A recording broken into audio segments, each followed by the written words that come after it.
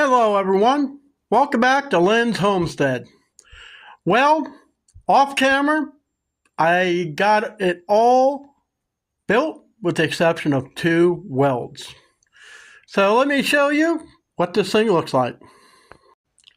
Trust me, this thing don't need any gussets.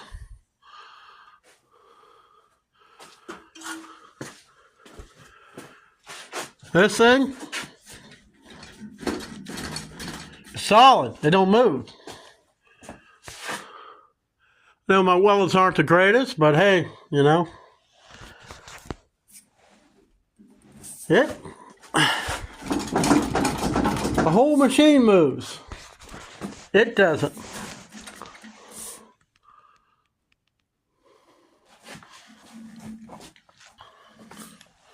Only thing I have to do, I have to take this thing off. I need to weld underneath here and on that side, and plus I need to notch out that foot. I kind of got an idea for this. If it's long enough, I think I may put it up here, maybe even over here, because I just don't see it. This is a stupid place to be. And if you think about it, once you have it up here, if you want to lubricate it, it'll go right down to the engine. But anyways, I've been wanting to get this thing done for a while. I actually wanted one that was open station. I ended up with a cab. Now, I have an open station. Just need to finish welding it up. Take it off, after I take it off, finish welding it up. And then start in on the other things, like when the light comes in, I'm going to mount it up on this top rail. You'll have to wait for that video. That's where I'll be drilling, tapping, and mounting. And plus, running the wire and all. Thanks for watching.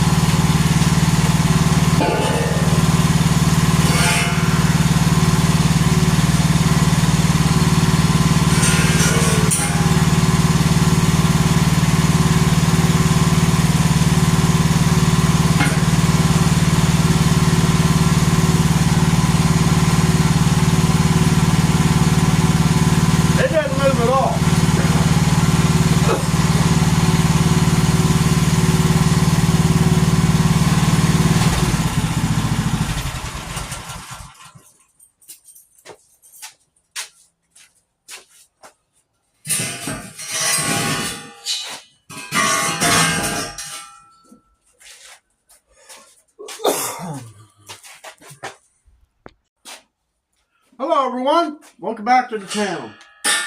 I'll tell you what, I'm getting better at using this titanium MIG welder. But there's one thing that it just annoys the piss out of me. Now, the other MIG welder I had it for 31 years. I never changed the contact tip. But that's because it had a cover over this. It shielded it. So it only came out. I've never changed this. I'm on my second one, and I'm constantly using these pliers. I don't know exactly how you're supposed to use them, but I guess with the teeth, you do this. And I'm always trimming the thing off because it doesn't do anything. So, I got 2 welds I need to do, and I didn't want to do it while I was on the machine. Too dangerous. And that's on this cross piece, which I'll show you shortly here. I got a weld here and here, and I'm done welding on this thing. Do I need gussets? No. So let me get this thing going. I got to get my tractor out, and I need to get this thing up in the workshop. I'm going to be boring these holes on the base plates a little bigger. Okay, let's get this thing on. It's supposed to rain. I don't want to deal with rain.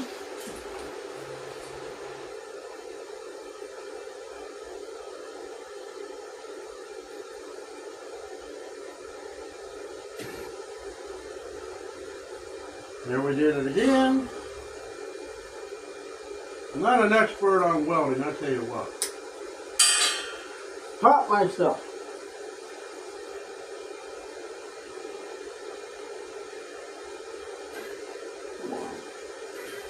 Oh, dumb me, I forgot to hook the ground up.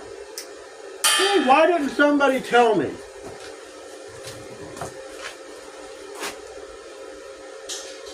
Okay. Been sitting here all day long. We got stuff to do.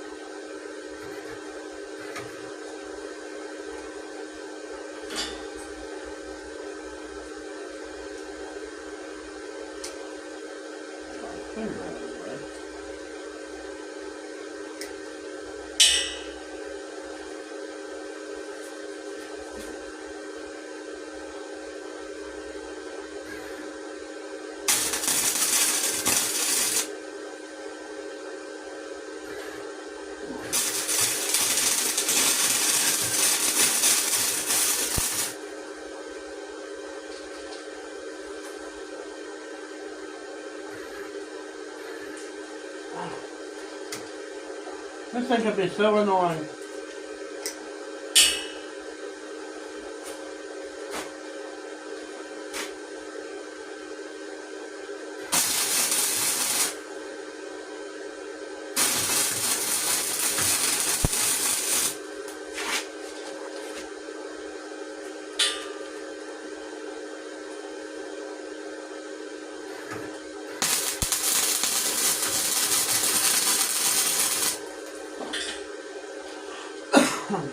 I think we're good.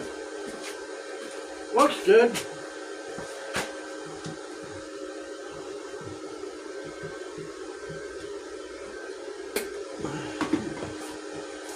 I tell you,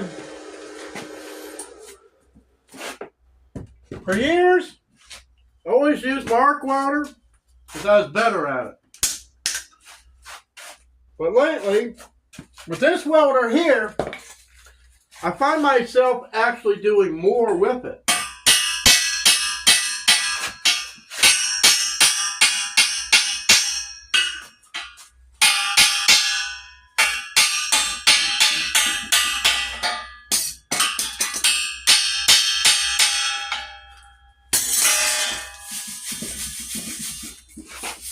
And surprising on how light this thing was. I was shocked to sit there unfolding it off camera.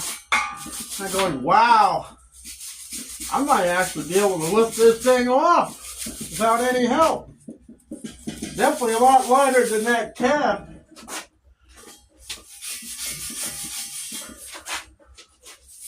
The only thing that makes water really suck that it leaves a lot of splatter.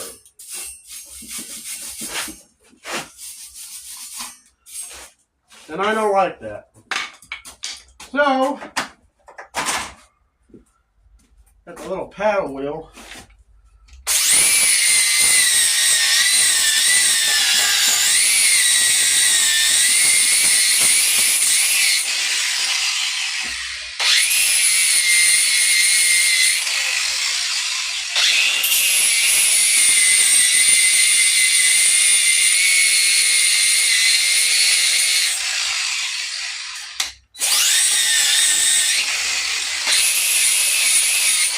Let's clean up the welds a little bit. I'm really impressed. This thing has turned out absolutely amazing. But there's one other thing I need to do. I need to bore some of these holes out a little bigger.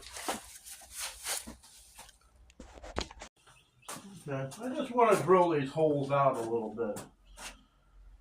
Especially this one.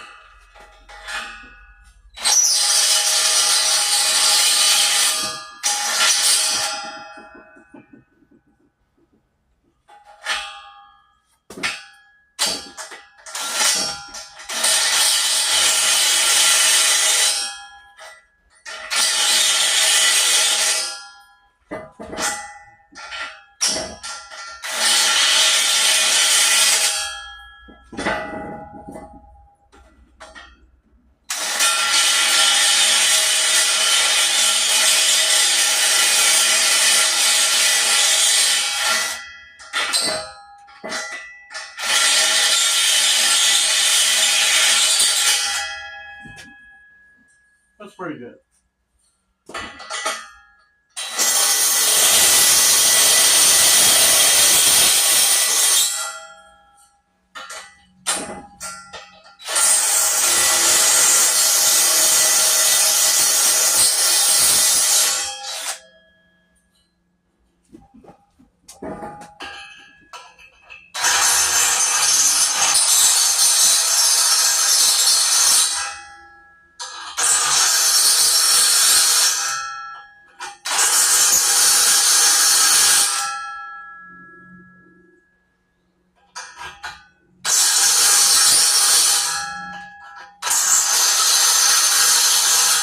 Because I got washers for this.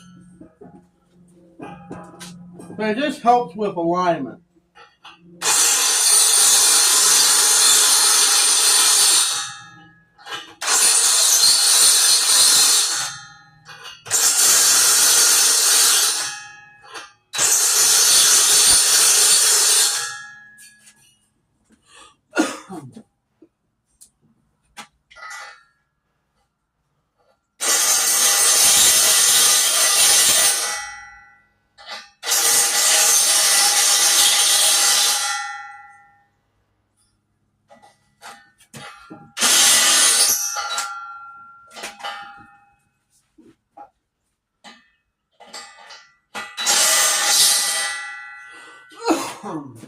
Mainly on the front, what I really need to worry about.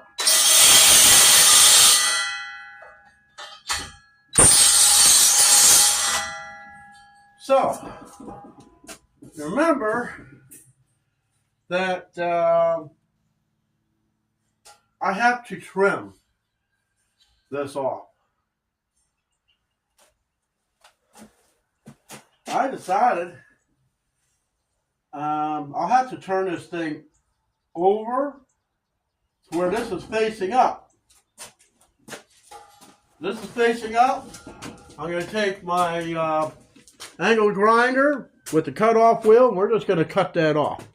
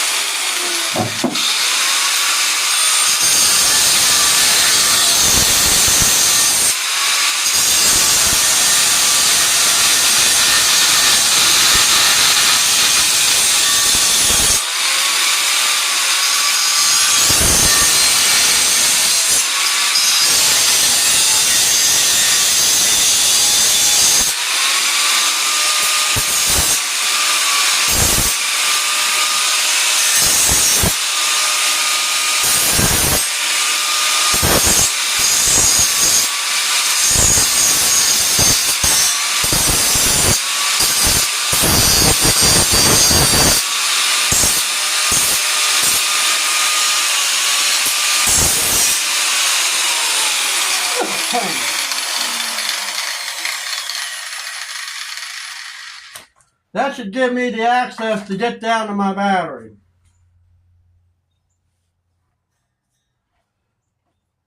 Either way, it works. So, let me get some things cleaned up over here. And go to the next step.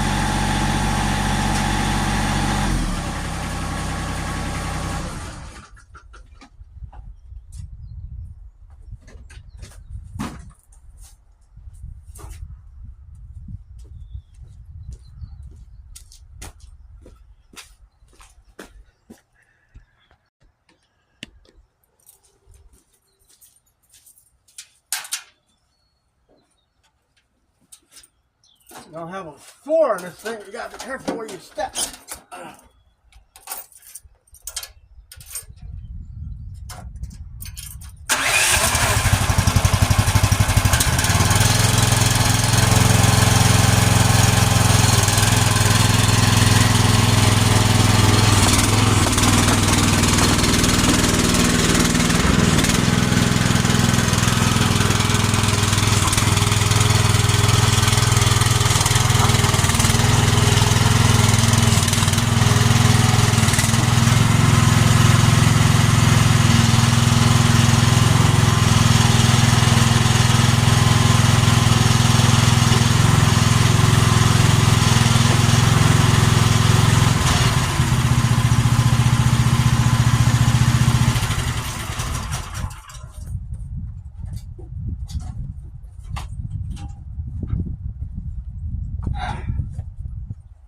Right. That went a whole lot smoother than I expected. Well, guys, got it in.